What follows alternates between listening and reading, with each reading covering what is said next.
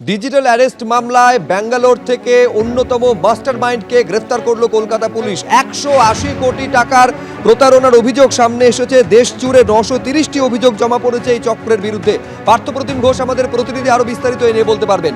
পার্থ, দেখো, যে digital arrest নিয়ে বর্তমানে একেবারে চিন্তার কারণ এবং প্রধানমন্ত্রী তিনি বলেছিলেন, এমনকি দেখেছো যে বিভিন্ন জায়গায় দেশ জুড়ে ডিজিটাল অ্যারেস্টের খপ্পরে পড়ছে বহু মানুষ।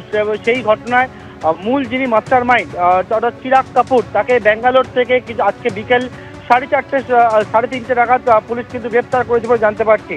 এবং তাকে ব্যাঙ্গালোর থেকে অ্যারেস্ট করেছে কলকাতা পুলিশ। এবং এই চিরাগ কাপুরের বিরুদ্ধে যে বিষয়ে জানতে পেরেছেন, প্রায় 180 কোটি টাকার কিন্তু প্রতারণার সঙ্গে সে জড়িত বলে পুলিশের দাবি। পাশাপাশি 104খানা প্রায় পাসবুক, এছাড়া 100টা মোবাইল ফোন, এছাড়া 140খানা সিম কার্ড, 40টা নানার সিম, এই সমস্ত কিছু প্রচুর সংখ্যায় 33টা ডেবিট কার্ড, এইগুলো কিন্তু উদ্ধার হয়েছে।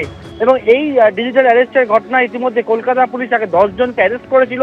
তাদের কাছ থেকে পাওয়া তথ্যের ভিত্তিতে ব্যাঙ্গালোর থেকে চিরাগ কাপুর নামে যিনি মাস্টার মাইন্ড, পুলিশের দাবি তাকে অ্যারেস্ট করা হয়েছে এবং তাকে ট্রানজিট রিমান্ডে, সেখানকার স্থানীয় কোর্টে প্রোডাকশন করার পর ট্রানজিট রিমান্ডে নিয়ে আসা হবে কলকাতায়। ধন্যবাদ পার্থ।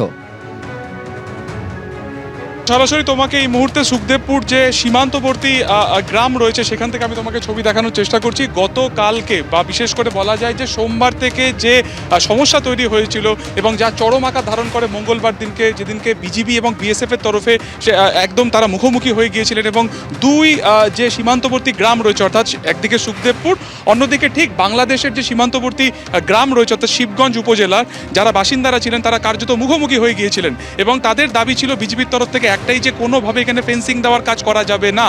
অন্যদিকে অনুপ্রবেশ রুখতে বিএসএফ এর তরফে কিন্তু তারা বোঝানোর চেষ্টা করেন যে তারা তাদের নিজেদের যে সীমান্ত রয়েছে সেই সীমান্তই তারা কিন্তু ফেন্সিং দেওয়ার কাজ করছে। ক্যামেরা স্বপন মজুমদার যে ছবি তোমাকে দেখাচ্ছে, সামনে যে তুমি উঁচু ঢিবি বা বাঁধের মতন অংশ দেখতে পাচ্ছ, যেখান থেকে প্রায় 1 কিলোমিটার কোনো রকম ফেন্সিং নেই এবং এখানকার বাসিন্দাদের বক্তব্য যে এই ফেন্সিং না থাকার সুযোগে সেখান থেকে কিন্তু অনুপ্রবেশ হয়, বাংলাদেশি যারা রয়েছেন তারা একেবারে অবৈধভাবে এখানে প্রবেশ করেন এবং ঠিক সেই জায়গা থেকে তারা এখানে ফেন্সিংয়ের কাজ করছে। গতকাল সকাল থেকে যে গতিতে এখানে কাজ হচ্ছিল সন্ধ্যা পর্যন্ত সেই কাজ চলে, কিন্তু সন্ধ্যার কিছু পরে সেই কাজ কিন্তু কার্যত বন্ধ করে দিতে হয় বিএসএফকে, কারণ বিজিবির তাতে আপত্তি থাকায়। আজকে এই মুহূর্তে পেট্রাপোল সীমান্তে দুই দেশের যারা রক্ষী বাহিনীর যারা কর্তারা রয়েছেন তারা সেখানে মিটিং করছেন একাধিক বিষয়ের পাশাপাশি। আমরা যেটা সূত্র মারফত জানতে পারছি যে এই যে ফেন্সিং নিয়ে যে জটিলতা, সেই জটিলতাটা নিয়েও তারা কিন্তু যাতে জটিলতা কেটে যায় সেটা নিয়েও তারা সেখানে কথা বলছেন এবং যেহেতু সেখানে দুই দেশের সেনা কর্তাদের মধ্যে বৈঠক হচ্ছে, তাই আজকে সকাল থেকে কিন্তু যে চিত্র দেখা যায় যে এখানে কোনো রকমভাবে কিন্তু ফেন্সিংয়ের কাজ আজকে হচ্ছে না। অর্থাৎ গতকাল থেকে যে ফেন্সিং শুরু হয়েছিল, সে যে প্রক্রিয়া শুরু হয়েছিল সেই প্রক্রিয়া কিন্তু ফের জটিলতার কারণে বা বিজিবির জটিলতার কারণে তা কিন্তু কার্যত বন্ধ হয়ে গিয়েছে। ছবি তুমি দেখতে পাচ্ছ, আজকে কিন্তু কোনো রকম সেখানে মুভমেন্ট নেই।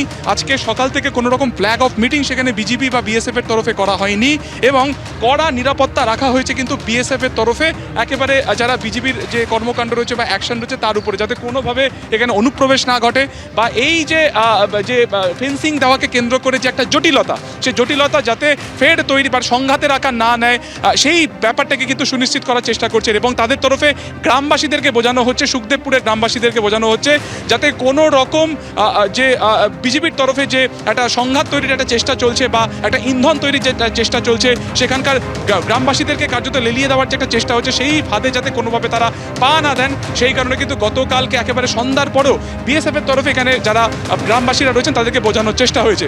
দূরে তুমি যে একেবারে বিপিও পোস্ট দেখতে পাচ্ছ, সেখানে ইতিমধ্যে বিএসএফ এর তরফে সেখানে কড়া নিরাপত্তা দেওয়া হয়েছে, কাউকে তার আশপাশে ঘেঁষতে দেওয়া হচ্ছে না এবং এই যে ফেন্সিং নেই, প্রায় 1 কিলোমিটার অংশ জুড়ে যেখানে ফেন্সিং নেই সেখানে ফেন্সিং যাতে দ্রুত দেওয়া হয় সেই ব্যাপারে তারা কিন্তু নজর রাখছেন এবং আজকের এই যে বৈঠক যা পেট্রাপোল সীমান্তে বিজিবি এবং বিএসএফ এর রক্ষী বাহিনীর একেবারে সেনাকর্তাদের মধ্যে হচ্ছে, সেই মিটিংয়ের উপরে কিন্তু পুরো সিদ্ধান্ত নির্ভর করছে যে এখানে আগামী দিনে ফেন্সিং দেওয়া হবে নাকি এটাকে কেন্দ্র করে যে মঙ্গলবারে যে ঘটনা আমরা দেখেছি তারই পুনরাবৃত্তি বা সেই সংঘাতের পুনরাবৃত্তি ফের ফিরে আসে।